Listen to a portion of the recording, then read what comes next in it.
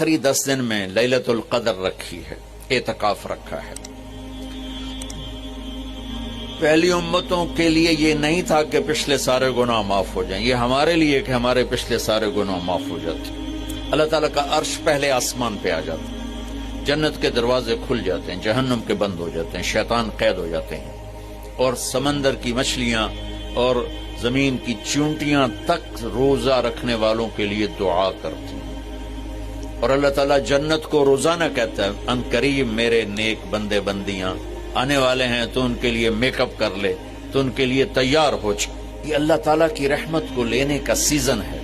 پہلی امتوں کو اعتکاف نہیں ملا تھا، ہمیں اعتکاف ملا ہے کہ 10 دن اللہ دے بوئے تے پہ جاؤ، یا اللہ تیرے کو معافی کروا کے ہی اٹھنا ہے، میں اٹھنا ہی کوئی نہیں۔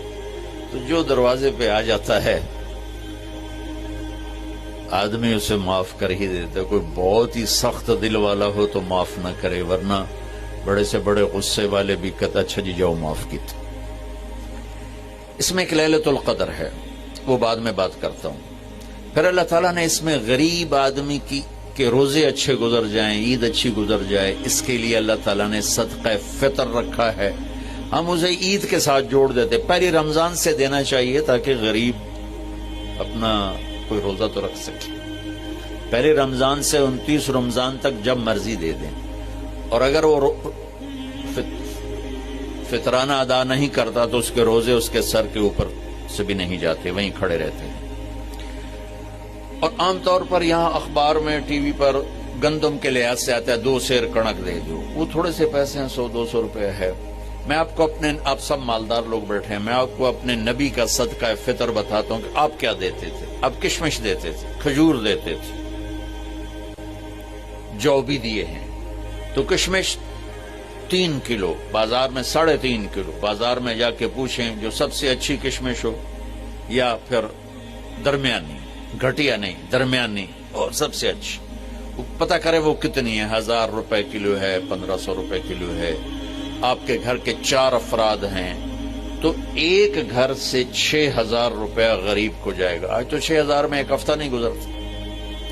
تو اب سب سے عرض کرتا ہوں ویسے بھی خیرات کریں، افطاریاں کروائیں،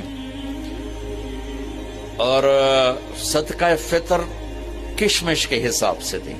یہ آپ سب بھائی بہنوں کی خدمت میں گزارش ہے۔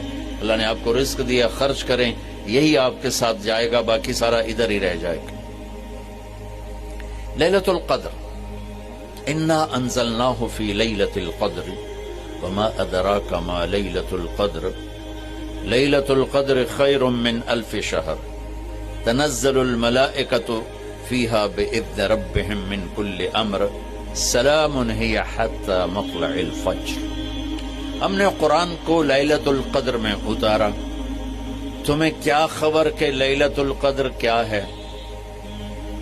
لیلۃ القدر 1000 مہینوں سے بہتر ہے۔ اس میں فرشتے اترتے ہیں اور یہ صبح تک رہتی ہے۔ لفظ قدر عربی میں اس کا ایک مطلب ہے قیمت۔ سبحان اللہ۔ تو اللہ نے کہا میں تمہیں بتاؤں، آپ سب تاجر بیٹھے ہو، لیلۃ القدر کی قیمت کیا ہے؟ 1000 مہینوں سے بہتر ہے، 1000 مہینوں سے بہتر ہے۔ اب 1 روپے پر 1000 نفع لے سکتے ہیں؟ دنیا میں کوئی ایسا کاروبار ہے؟ جو ہیروئن بیچتے ہیں وہ بھی نہیں لے سکتے۔ اور میرا اللہ کہہ رہا ہے 1 رات 1000 مہینے، یعنی کوئی 82-83 سال۔ یہ تو آ گیا پہلا قدر۔ دوسرا اس کا مطلب ہے تنگ پڑ جانا، تنگ پڑ وقت فقدر علیہ رزقہ۔ تو تنزل الملائکۃ فیہا، تنزل الملائکۃ والروح فیہا، کہ اس رات اتنے فرشتے اترتے ہیں کہ زمین تنگ پڑ جاتی ہے۔ سبحان اللہ، اتنے فرشتے آتے ہیں زمین تنگ پڑ جاتی ہے۔ تیسرا مطلب ہے قدر، مقدار کو، تو اللہ تعالیٰ نے اس کا آخری مطلب بھی بتایا، سلام ہی حتی مطلع الفجر، کہ یہ فجر کی نماز تک، فجر کی اذان تک یہ رہتی ہے۔ 3 مطلب ہیں قدر کے، تینوں اللہ نے قرآن میں کور کیے۔ قیمت کیا ہے؟ 1000 مہینوں سے بہتر۔ تنگی کیا ہے؟ فرشتوں سے زمین بھر جاتی ہے۔ مقدار کیا ہے؟ صبح صادق۔ لیلۃ القدر 27 کی نہیں ہوتی، 21، 23، 25، 27، 29۔ اب یہ 5 راتیں جاگنے چھٹ، آپ لوگ تو ویسے رات کے بادشاہ ہو، جاگ لو۔ تو لیلۃ القدر مسجد میں نہ گزارو، گھر میں گزارو۔ یہ مسجدوں میں اشتہار لگ جاتے ہیں، فلاں کے ساتھ شب قدر گزاریں، فلاں حضرت کے ساتھ شب قدر گزاریں، پھر ادھر کوئی صلاۃ تسبیح پڑھ رہا ہے باجماعت، عورتیں صلاۃ تسبیح کی جماعت کرا رہی ہیں، اور پتہ نہیں اور کتنی عجیب و غریب قسم کی عبادات شروع ہو جاتی۔ یہ نفلی عبادت ہے، میرے نبی گھر میں پڑھتے تھے۔ آپ نے اشراق کے سوا ہر نفل گھر پڑھا، ہر سنت گھر میں پڑھی۔ تو آپ لیلۃ القدر کو یہ مستورات بھی آپ بھی اکٹھے ہو کے نہیں منانا، الگ الگ مصلی بچھا کر اپنے اللہ سے رونا دھونا کرو، اپنے اللہ کو منانا کرو، میں بھی کروں، آپ بھی کریں۔ نوافل کی جیسے ابھی شب برات گزری تو اشتہار تھے، میں جا رہا تھا ادھر غلام آباد میں ایک جنازہ ہو گیا تھا، تو اشتہار فلاں حضرت کے ساتھ شب برات گزاریں، فلاں مسجد میں شب برات گزاریں، فلاں جگہ شب برات گزاریں۔ بھائی وہ گھر میں منانے کی ہے، مسجد میں نہیں۔ میرے نبی نے نفلوں کو تنہائی میں ادا کیا، فرض کو مجمع میں ادا کیا۔ لیلۃ القدر میں جاگنا نفل ہے، اور پھر جب کٹھے ہو جائیں گے لوگ اور عورتیں تو پھر ساتھ غیبت بھی چلے گی، اور ایک غیبت کا بول ساری رات کو اڑا کے رکھ دے گا۔ مردوں یا عورت کٹھے ہو جائیں غیبت سے تو بچتے نہیں، نہ ہی رک سکتے ہیں۔ سندھ سے ہم بائی روڈ آ رہے تھے، کراچی سے بائی روڈ جماعت تھی، تو وہ راستے میں بڑی غیبت کرے، نوجوان تھے سارے نئے نئے، میں چپ کر کے سنتا رہا۔ جب کوئی 2 دن گزر گئے نا تو ہمارے پاس بڑی وین تھی، میں نے کہا بچوں ایک نصیحت کرتا ہوں، غیبت نہ کیا کرو، مذاق کرو، ہنسا کرو، کھیڑا کرو، غیبت نہ کرو۔ تھوڑی سی میں نے اس پہ بات کی تو بڑے متاثر ہوئے، کہا جی ٹھیک ہے انشاءاللہ آئندہ بالکل نہیں کریں۔ کوئی آدھا گھنٹہ گاڑی میں سناٹا رہا، آدھے گھنٹے کے بعد ایک بولے مولانا یہ غیبت نہ کریے تو پھر گلاں کی کریے۔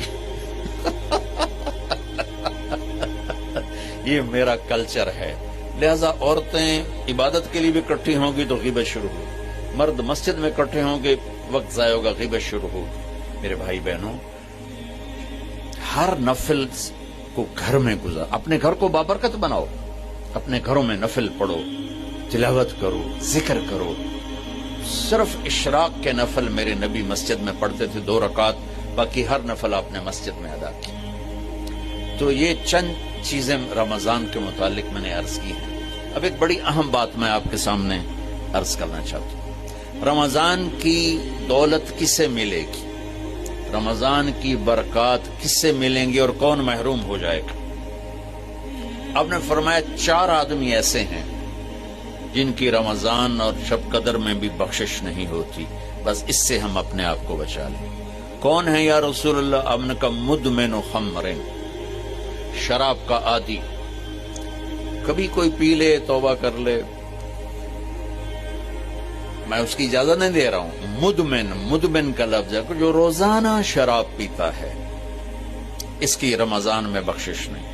حق لوالدیہ، جو ماں باپ کا نافرمان ہے، اس کی بخشش نہیں۔ قاطع الرحم، رشتہ داروں سے لڑنے والا، اس کی بخشش نہیں۔ المشاحن، دل میں بغض رکھنے والا، اس کی بخشش نہیں۔ ہر وہ چیز جو میرے آپ کے لیے نقصان دے اللہ نے حرام کر دی، ہر وہ چیز جو میرے آپ کے لیے مفید ہے اللہ نے حلال کر دی۔ سود حرام کر دیا، ہماری پاکستان کی معیشت نہیں پوری دنیا کی معیشت ڈوبی پڑی، سارے ملک قرضوں پہ چل رہے ہیں، سود نے پوری دنیا کو تباہ کر دیا۔ تو میرے اللہ تعالیٰ نے، آپ دیکھتے ہیں میرا اللہ کہتا ہے فَأَذَنُوا بِحَرْبٍ مِّنَ اللَّهِ وَرَسُولِهِ، اگر سود نہیں چھوڑو گے تو میرے اور میرے رسول مل کر تمہارے خلاف جنگ کریں گے.